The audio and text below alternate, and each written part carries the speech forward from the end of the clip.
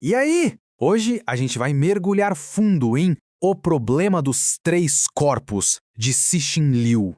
E olha, se prepara, porque essa é uma daquelas obras de ficção científica que mistura ciência da pesada com um terror cósmico que, sério, pode mudar o jeito como a gente olha pro céu à noite.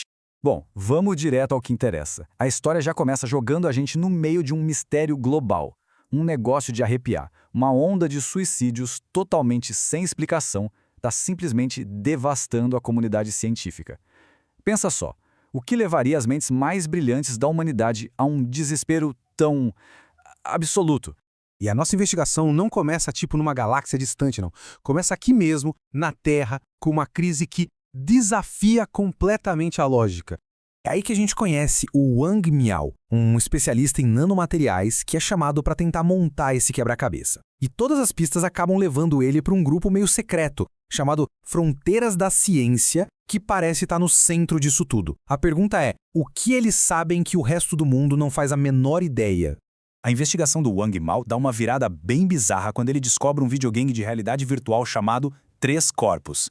Cara, o jogo é tão sofisticado que parece ter sido criado com uma tecnologia que, nem deveria existir ainda. Mas óbvio que esse jogo não é só uma distração, né? Como a gente vai ver, ele é literalmente a chave para desvendar esse mistério todo. O nome do jogo, aliás, vem de um problema real da física. O problema dos três corpos basicamente descreve como é impossível prever o movimento de três objetos, tipo três sóis ou planetas, por causa da interação caótica da gravidade entre eles. É um sistema que não tem uma solução estável. É o caos. E é isso que o jogo mostra de uma forma genial. Os jogadores vão para um mundo alienígena, Trissolares, que orbita não um, mas três sóis. Então a civilização de lá vive num ciclo sem fim de destruição e renascimento, tudo dependendo do movimento imprevisível desses sóis. E a sua missão? Achar um jeito de sobreviver a esse caos. Logo, o Wang Miao saca que aquilo não é um simples jogo.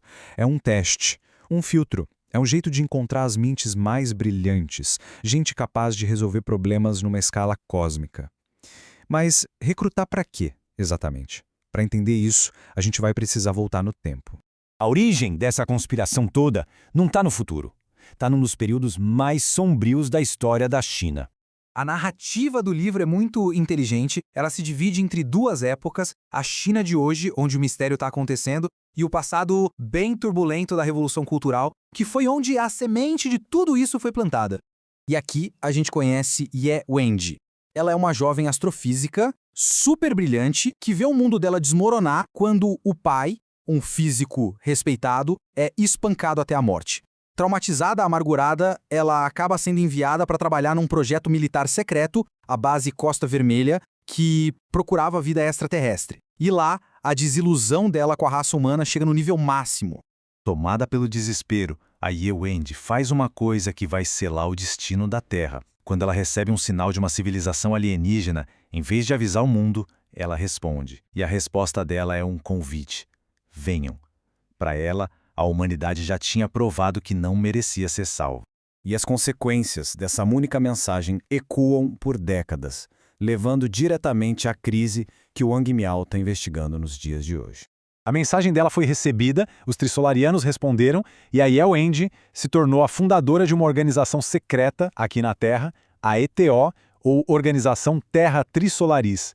Basicamente é um grupo de humanos que, assim como ela, acredita que a humanidade é uma causa perdida e que a salvação vai vir através da conquista por uma espécie superior. E a invasão está a caminho. Só que por causa das distâncias gigantescas do espaço, a frota trissolariana vai levar 400 anos para chegar na Terra. 4 séculos. Parece muito tempo, né? Pois é, mas tem um problema.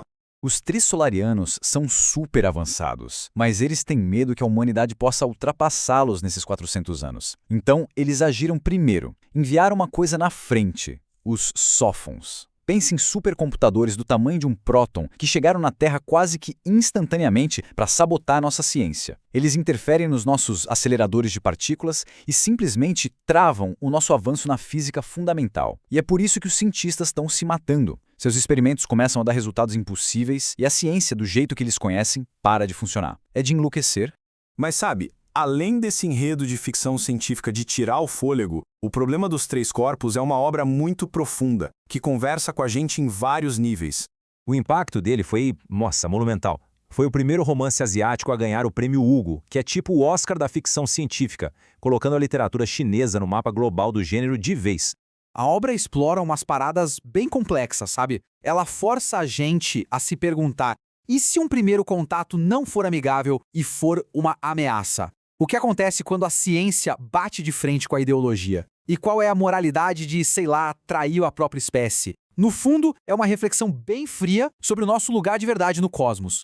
E só pra gente situar ele no gênero, pensa assim: se Duna é focado na parte política e Projeto Hail Mary celebra o otimismo da ciência, o Problema dos Três Corpos pega um caminho diferente. É uma obra de hard science e ficção científica pesada, só que mais fria, mais cósmica, que usa a ciência não pra salvar a gente, mas pra questionar se a existência humana tem alguma validade diante do universo.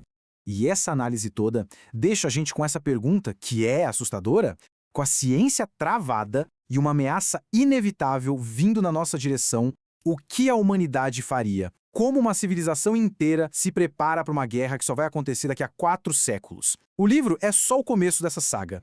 Bom, espero que essa análise tenha deixado um gostinho de quero mais. Para mais resumos assim, é só se juntar ao nosso canal iAudiolivro lá na plataforma Odyssey. Até a próxima!